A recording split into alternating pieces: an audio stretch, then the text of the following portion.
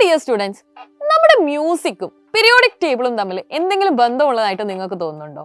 എന്നാ അങ്ങനെ ഒരു ബന്ധമുണ്ട്. നമ്മുടെ പീരിയോഡിക് ടേബിൾ ഇന്ന് കാണുന്ന രൂപത്തിലേക്ക് എത്തിയിരിക്കുന്നത് ഒരുപാട് ട്രയൽ ആൻഡ് എറേഴ്സിന് ശേഷമാണ്. അപ്പോൾ ആദ്യകാലത്തൊക്കെ നമ്മുടെ മെൻഡലീഫിന്റെ കാലം മുതൽ പീരിയോഡിക് ടേബിളിലെ അറേഞ്ച്മെന്റ് എന്ന് പറയുന്നത് അവർ ചെയ്തിരുന്നത് അറ്റോമിക് വെയിറ്റിന്റെ അടിസ്ഥാനത്തിലായിരുന്നു, അഥവാ അറ്റോമിക് മാസിന്റെ അടിസ്ഥാനത്തിലായിരുന്നു. സിമ്പിൾ ആയിട്ട് പറഞ്ഞു കഴിഞ്ഞാൽ നമുക്ക് ഭാരത്തിന്റെ അടിസ്ഥാനത്തിലാണെന്ന് പറയാം. പിന്നീടാണ് നമ്മൾ മോസ്റ്റ്ലി ഒക്കെ എത്തുമ്പോഴത്തേക്ക് അതെന്ത് ചെയ്യുന്നത് അറ്റോമിക് നമ്പർ എന്നുള്ള രീതിയിലേക്ക് കാണുന്നത്. നമ്മൾ ഇന്ന് കാണുന്ന പീരിയോഡിക് ടേബിളും ആ അറ്റോമിക് നമ്പറിനെ ബേസ് ചെയ്ത് കാണുന്ന പീരിയോഡിക് ടേബിൾ ആണ്. അപ്പോൾ എന്താണ് ഈ മ്യൂസിക്കുമായിട്ടുള്ള കണക്ഷൻ എന്ന് ചോദിച്ചു കഴിഞ്ഞാൽ, മ്യൂസിക്കിൽ നിങ്ങൾക്കറിയാം ആദ്യത്തെ നമ്മൾ സാ എന്ന് തുടങ്ങിക്കഴിഞ്ഞാൽ ഒരു 7 കഴിയുമ്പോൾ 8 ആയിട്ട് വീണ്ടും വരുന്നത് സാ തന്നെയാണ് അല്ലേ?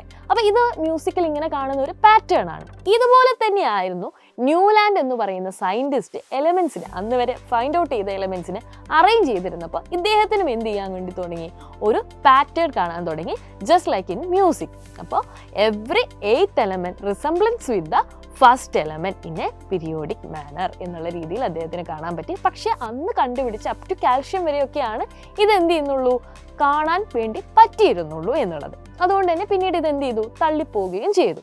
അപ്പോൾ ഈ ഒരു കോൺസെപ്റ്റ് എന്ന് പറയുന്നത് സത്യത്തിൽ +1 ടെക്സ്റ്റ് ബുക്കിലുള്ള ഒരു ഭാഗമാണ്. അപ്പോൾ നിങ്ങൾക്കറിയാം എൻട്രൻസ് ഒക്കെ പഠിക്കുന്ന സമയത്ത് പല കുട്ടികളും അതിനെക്കുറിച്ച് ചിന്തിക്കുന്നത് തന്നെ വലിയ ക്ലാസ്സുകളിലൊക്കെ എത്തുമ്പോഴാണ്. അതുകൊണ്ട് തന്നെ പലപ്പോഴും എന്ത് ചെയ്യും, നമുക്ക് ഈ പാറ്റേൺസ് ഒക്കെ ഒന്ന് അടുത്ത് വരുമ്പോഴത്തേക്കും ആദ്യത്തെ റിപ്പീറ്റും കഴിഞ്ഞ് വീണ്ടും റിപ്പീറ്റിലേക്കൊക്കെ പോകേണ്ട ഒരു സാഹചര്യവും വരാറുണ്ട്. അപ്പോൾ തുടക്കം കുറച്ചും കൂടെ നേരത്തെ ആക്കുകയാണെങ്കിൽ നമുക്ക് ഓരോ ക്ലാസ്സുകളിലും നല്ലപോലെ കാര്യങ്ങൾ കൃത്യമായിട്ട് പഠിക്കാനും നിങ്ങളെ ഹെൽപ്പ് ചെയ്യുന്നതായിരിക്കും. അതിന് നിങ്ങളെ ഏറ്റവും കൂടുതൽ ഹെൽപ്പ് ചെയ്യുന്ന ബാച്ചാണ് സൈലത്തിൻ്റെ ഫാൽക്കൺ ബാച്ച് എന്ന് പറയുന്നത്.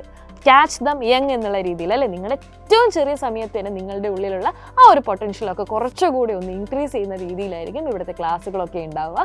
നിങ്ങൾക്ക് നല്ലൊരു എക്സ്പീരിയൻസ് തന്നെയായിരിക്കും. അപ്പോൾ ജോയിൻ ചെയ്യാൻ താല്പര്യമുള്ളവർ താഴെ കാണുന്ന നമ്പറിൽ കോൺടാക്ട് ചെയ്യുക. അടിപൊളിയായിട്ട് പഠിക്കാം.